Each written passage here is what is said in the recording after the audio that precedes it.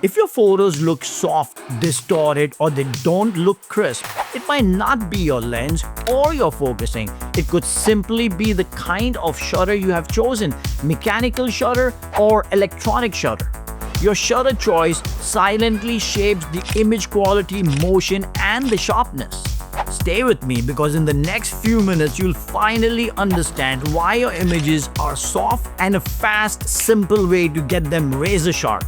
Before we get into why your images look soft, let's first understand the kind of shutters that exist so you can make the better choice.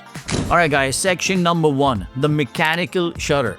The mechanical shutter has been around for the longest time, and that's why the camera companies have perfected this mechanism. Okay, I'm just gonna go over how the shutter works inside your camera really fast. Just imagine this. Inside your camera, there are two twin curtains that sit right in front of your sensor. They look like the doors of a very old elevator building. When you press the shutter, those doors open and close to let the light in and hit the sensor. At fast shutter speeds, they move quickly, letting in just a small amount of light. At slow shutter speeds, they move slowly, allowing more light to hit the sensor. That quick movement creates the sound you hear, a precise dance of time and control. It physically determines how long your sensor sees the world. And that's why mechanical shutters produce such natural, true-to-life, repeatable motion. They capture action with minimum distortion, making them ideal for wildlife, birds, or fast-moving subjects. Okay, let's talk about the advantages. Reliable timing. Each frame is exposed with mechanical precision, giving you dependable results even with fast shutter speeds. Natural motion rendering. Because there's no electronic line-by-line readout, your subject holds their real shape. No bending or digital distortion. Consistent exposure under flickering light. The entire frame is exposed uniformly, reducing banding and uneven color that can appear with electronic shutters under certain artificial lighting. In natural daylight, both shutters deliver identical color accuracy. Alright, next, predictable in daylight. Performs consistently in natural light with zero risk of banding or flickering that can occur with electronic shutters under artificial lighting. Okay, let's look into the disadvantages of the mechanical shutter. Noise. And no, not the noise that you're thinking about, but the noise. The physical click of the shutter can startle wildlife or draw unwanted attention in quiet environments. Mechanical wear. Since it relies on moving parts, the shutter has a limited lifespan, typically between 150 to 500,000 shots, depending on the camera. Okay, so the next is limited burst speed. The physical movement of the curtains slows down the maximum continuous shooting speed compared to electronic shutters. Slight vibration. The mechanical motion can create tiny vibrations at very slow shutter speeds, which may cause motion blur in long lenses or micro photography. Now, don't think that the mechanical shutter has a lot of limitations. Wait until you find out the advantages and disadvantages of the electronic shutter. Section number 2, electronic shutter. Let's talk about the modern one, the electronic shutter. Unlike the mechanical shutter, there are no moving parts here. The sensor itself controls exposure by turning its pixels on and off electronically. In most cameras, this happens line by line, starting from the top of the frame and ending at the bottom of the frame.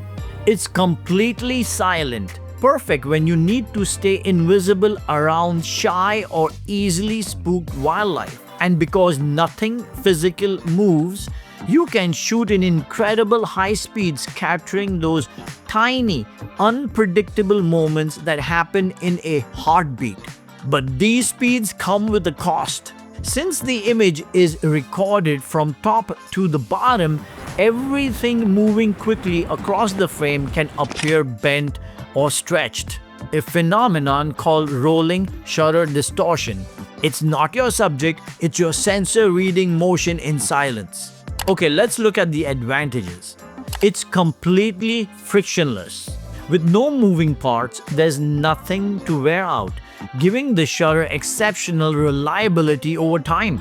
Lightning fast responses. The electronic readouts can achieve shutter speeds far beyond mechanical limits, up to 1/32,000th of a second or faster in some cameras. Okay, here's another really good advantage. It's absolutely steady. Because there's no physical motion, there's zero risk of micro vibrations that could soften details. Lightweight operations. Removing the mechanical mechanism reduces internal movements, which can make the camera quieter and more stable overall. Now let's look at the disadvantages of a mirrorless camera. So the first thing that comes to mind is the rolling shutter distortion. Fast-moving subjects can appear warped because of sequential sensor readout, bending under artificial light. Flickering LEDs or fluorescent lights can create horizontal line or uneven exposure. I bet you didn't think about this one. Highlight clipping. Very bright areas can overexpose more quickly on certain sensors, depending on readout speed. The electronic shutter gives you speed and stealth, but mastering it means knowing when that speed might work against you. So what if you could have both? The silence and the speed of an electronic shutter without any distortion or compromise? That's exactly what the global shutter is designed to do. Section 3. Now we've reached the newest and the most advanced of all of them, the global shutter. Imagine if your entire sensor can see light at the exact same instant. Not line by line, not in slices, but all at once. That's what a global shutter does. It captures every pixel simultaneously, freezing motion in perfect sync. There's no scanning, no delay. Every part of the image starts and ends exposure together. So when you're photographing a bird in flight or a running horse, there's no bending, no warping, no rolling distortion, just perfectly natural motion exactly as your eyes saw it. It's like combining the accuracy of the mechanical shutter with the silence and the speed of the electronic one. Alright, here are the advantages of a global shutter. No distortion. Every pixel is exposed at the same moment, eliminating rolling shutter effects entirely. Total silence. Operates without moving parts, just like an electronic shutter, ideal for wildlife photography. Freezing anything. Handles extreme motion without bending or skewing, perfect for fast-moving animals or sports. Instant response. Exposure starts and ends simultaneously across the sensor, giving you perfect motion integrity. Even the global shutter has its disadvantages. High cost. Global shutter technology is still expensive and found only in top-tier cameras. Dynamic range trade-off. Some sensors sacrifice a bit of highlight latitude due to their readout design. Image processing demand. Global shutters generate a lot of data very quickly, requiring high-end processors and memory cards. In short, the global shutter gives you the best of both worlds. The clarity and mechanical precision, and the silence of digital speed. But it's still a premium tool reserved for cameras built for absolute performance. So the question is, which one should you use? Let's put it together and I'll help you decide which shutter type fits your style of photography. Section 4. When to use each shutter. Let's break down some few real situations to help you decide which ones to use when. Right off the bat, if your camera is on a tripod and you're not panning, you can close your eyes and confidently use the electronic shutter. You'll get total silence, zero vibration, and your camera will feel invisible in the moment. But when you're planning to pan quickly, like photographing a bird flying or an animal running, that's when you need to think twice. It's usually the background that gets hit the hardest. Trees, poles, or any straight line can get bent or wobble with a rolling shutter. During fast pans, edges can even look a bit smeared. It's not bad focus, it's the sensor reading the scene in silence. The faster you pan, the higher the risk of rolling shutter distortion. So in those moments, switch to your mechanical shutter instead. I promise you, it will handle motion more accurately and keep both your subject and background looking naturally even in fast movements. Now let's talk about few other common situations.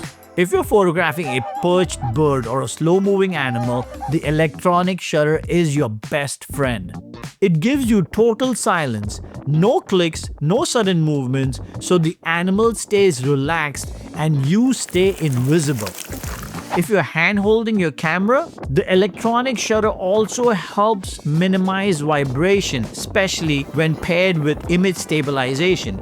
You'll get sharper details without the tiny shakes caused by moving parts. But if you are in a situation where the subject or the camera movement is unpredictable, like photographing bird taking off, horses running across the frame, or anything with quick directional changes, that's when the mechanical shutter gives you the cleanest, most reliable result. And finally, if you're lucky enough to have a global shutter, you don't have to think about any of this. You get the best of both worlds, no distortion, no sound, no limits.